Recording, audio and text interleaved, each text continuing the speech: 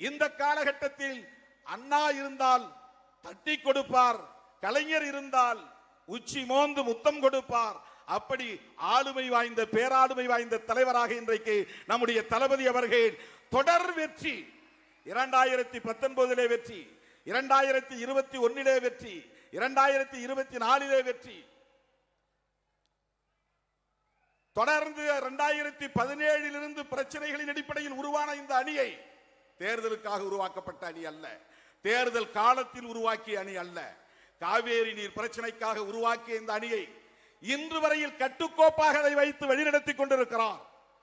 வேறு எந்த மாநிலத்திலும் ஒரு அணி தேர்தல் காலத்தில் உருவாகும், தேர்தல் முடிந்ததும் சிதறி போகும். ஆனால் இந்த அணி இன்றைக்கும் கட்டுக்கோப்பாக இயங்குகிறது என்றால் அதற்கு அண்ணன் தளபதி அவர்களின் ஆளுமை மிக்க வழிநடத்துதல் தான். தொடர் வெற்றியை சாதித்து மிக பெரும் சாதனையாளராக இன்றைக்கு நிற்கிறார். வெறும் பதவிக்கான அரசியலாக அவர் செய்யவில்லை. அதனால்தான் ஒரு நாளைக்கு முன்னொரு முறை இது திராவிடியன் மாடல் ரூலிங், இது திராவிட மாடல் ஆட்சி என்று திரும்ப திரும்ப சொல்லுகிறார், மீண்டும் மீண்டும் சொல்லுகிறார். ஒன்றை சொல்லி நான் முடிக்க விரும்புகிறேன். முத்தமிழறிஞர் கலைஞர் அவர்கள் சொல்வார், தந்தை பெரியாரின் நெஞ்சில் தைத்த முல்லை எடுக்க அனைத்து சாதியினரும் அர்ச்சகராகலாம் என்கிற சட்டத்தை நான் கொண்டு வந்தேன்.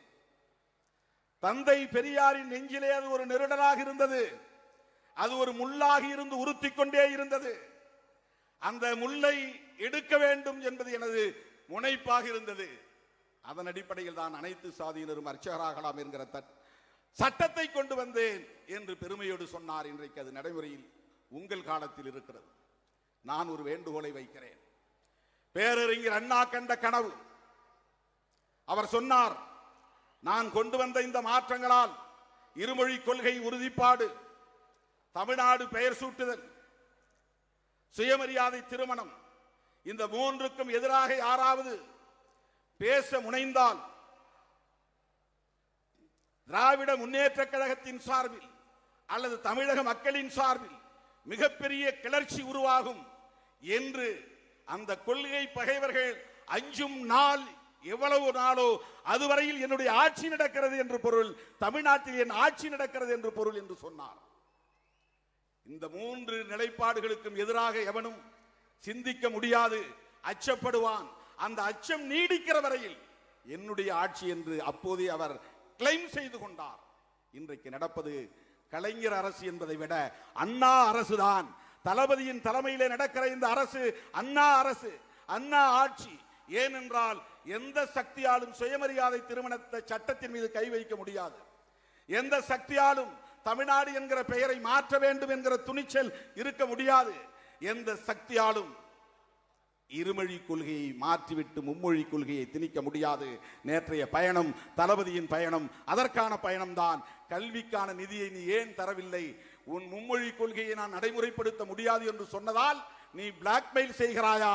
முடியாது, நாங்கள் இப்படித்தான் இயங்குவோம், நீங்கள் நிதியை தர வேண்டும் என்று சொல்லுகிற துணிச்சல், கருத்தியல் சார்ந்த துணிச்சல்.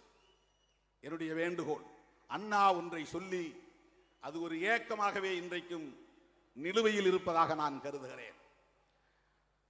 இந்தி திணிப்பு எதிர்ப்பு போராட்டத்தில் 1938 நடந்த முதல் மொழி போராட்டத்திலே கைது செய்யப்பட்ட தாளமுத்து, நடராசன் 2 பேரும் காவல்துறையின் ஒடுக்குமுறைகளால் உயிரிழக்க நேர்ந்தது. அண்ணா பேசினார், பெரியாரின் இந்த கொள்கைக்கு உரம் சேர்க்கிற வகையிலே உற்ற துணையாக இருந்தவர்கள், உயிரை மாய்த்து கொண்ட போராளிகள் தாளமுத்துவும் நடராசனும். இவர்கள் சார்ந்த 2 பெரும் சமூகங்களும் பெரியாரின் கொள்கைக்கு பின்னிருந்து துணை இருந்தன. திமுக ஆட்சிக்கு வரும் காலத்தில் பெரியார் பக்கத்தில் தாளமுத்துவும் நடராசனும் நிற்பதை போல இந்த மூவரின் திருவுருவச் சிலையை நிறுவுவோம் என்று பேரறிஞர் அண்ணா அவர்கள் சொன்னார். அது இன்னும் அப்படியே நிலுவையில் இருக்கிறது. தந்தை பெரியாரின் நெஞ்சில் தைத்த முல்லை முத்தமிழறிஞர் கலைஞர் எடுத்தார். அண்ணாவின் ஏக்கத்தை நீங்கள் நிறைவேற்ற வேண்டும். திராவிட மாடல் ஆட்சியிலே பெரியாருக்கு நடராசன் தாளமுத்துவோடு இருக்கிற திருவுருவச் சிலையை நீங்கள் எழுப்ப வேண்டும். இந்த வேண்டுகோளை வைத்து என்றென்றைக்கும் விடுதலை சிறுத்தைகள் கட்சி, திமுக, திராவிட முன்னேற்ற கழகம், திராவிடர் கழகம் ஆகிய இரட்டை குழல் துப்பாக்கியோடு மூன்றாவது குழலாக இருக்கும்.